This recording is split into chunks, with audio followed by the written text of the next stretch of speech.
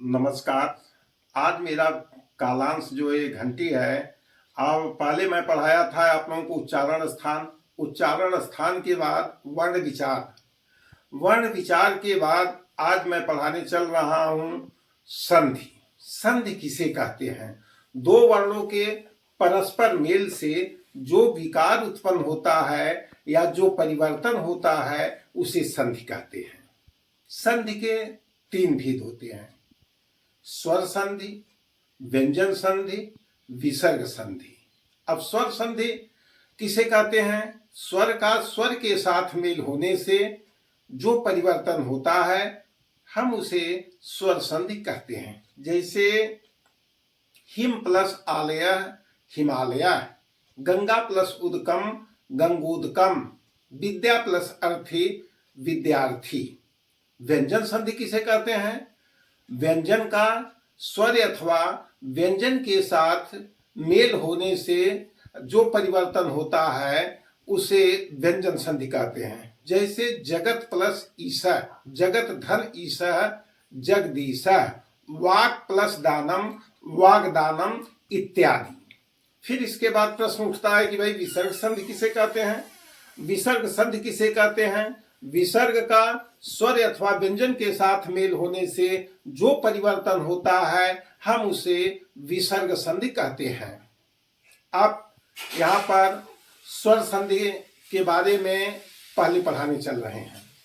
स्वर का स्वर के साथ मेल होने से जो परिवर्तन होता है उसे स्वर संधि कहते हैं। स्वर संधि के मुख्य रूप से 5 भेद होते हैं: दीर्घ संधि, गुण संधि, वृद्धि संधि, यण संधि, अयादि संधि।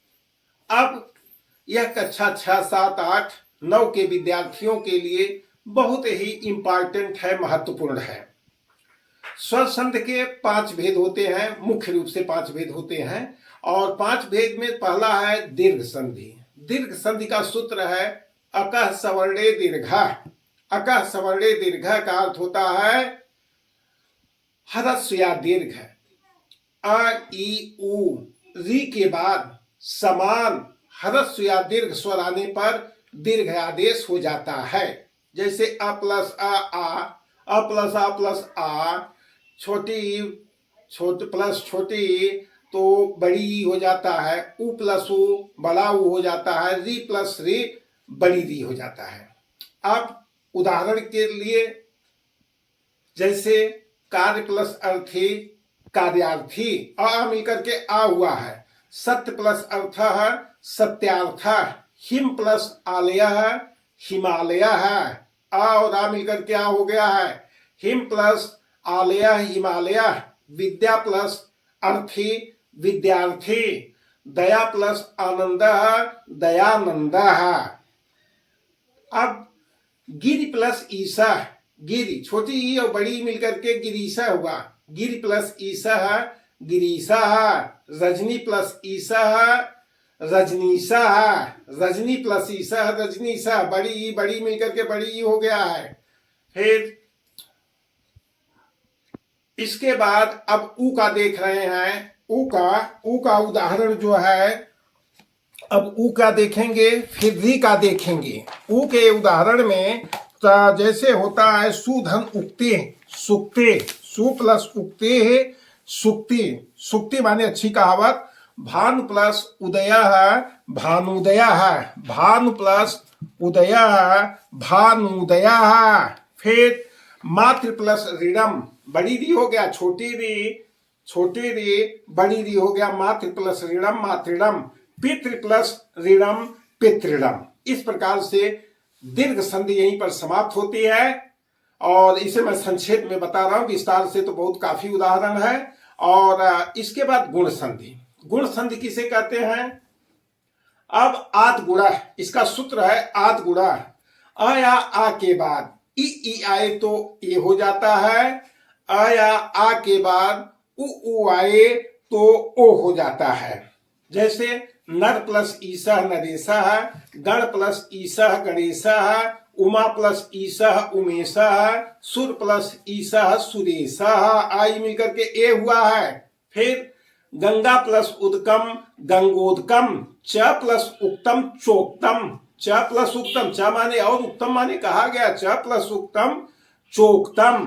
तो इस प्रकार से गुण संधि का हुआ है। और फिर इसके बाद कह रहे हैं कि भाई देखिए गुण संधि समाप्त हुआ है, और गुण संधि के बाद महा प्लस ऋषि। देखिए गुण संधि का नियम तो यह है कि अल भी आदेश होता है। गुण संधि का नियम तो यह है कि आ या आ के बाद ई आए तो ए होता है, आ या आ के बाद उ आए तो ओ होता है, आ या आ के बाद री आए तो अर आदेश होता है, और आ के बाद ली आए तो अल आदेश हो जाता है। तो अल वाला तो नहीं आता है परीक्षा में, अधिकांशतः इंपॉर्टेंट नहीं है। जैसे महा प्लस ऋषि महर्षि, देव प्लस ऋषि देवर्षि, राजा प्लस ऋषि राजर्षि। और इसके बाद अब यहीं पर गुण संधि आपका समाप्त होता है। और वृद्धि का नियम है आदेश परे वृद्धि एकादेश श्याता। आ के बाद ए आए तो आय हो जाता है, आया आ के बाद ए या आए तो आय हो जाता है, और आया आ के बाद ओ या औ आए तो औ आदेश हो जाता है। जैसे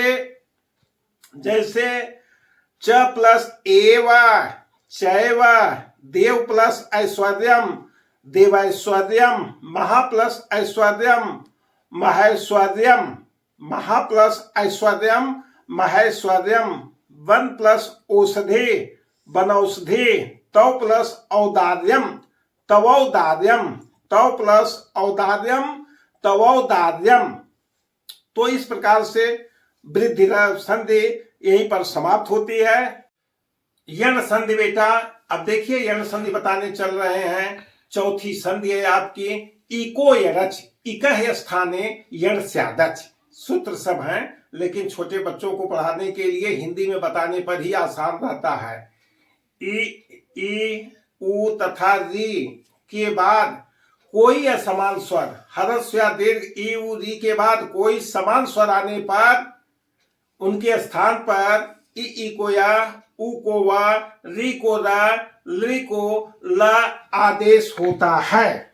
अब यहाँ पर यण संधि का नियम है। जैसे यदि प्लस अपि यद्यपि, यदि प्लस अपि यद्यपि, इति प्लस आदि इत्यादि, इति प्लस आदि इत्यादि, मधु प्लस अरि, मधु प्लस अरि मध्वरि, वधु प्लस आगमनम वध्वागमनम, वधु प्लस आगमनम वध्वागमनम, पितृ प्लस आज्ञा पित्राज्ञा, मातृ प्लस अंशः मात्रंशः।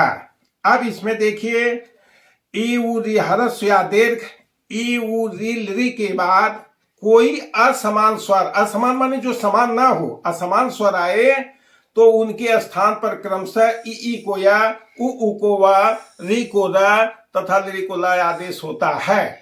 तव धन लकार तवलकार होता है। अब इसके बाद अंतिम संधि आपका पढ़ाने चल रहे हैं अयादि संधि। एचो एवा यावा, इसका सूत्र है एचो एवा यावा। ए ओ औ के बाद कोई भी स्वर आ जाए, ए ओ औ के बाद कोई भी स्वर आए तो ए को ऐ को आय, ओ को औ और औ को आव आदेश होता है।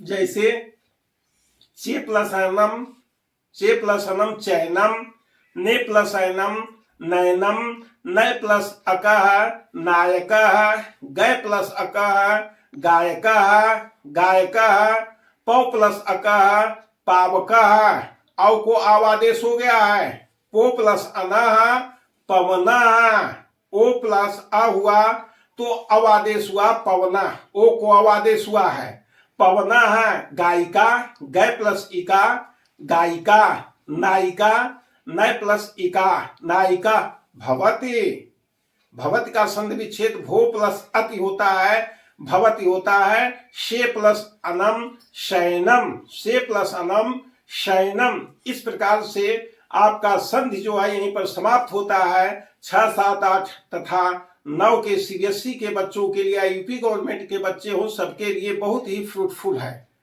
तो यहाँ पर संधि के बारे में बताए हैं सर्वम कुशलम अस्तु।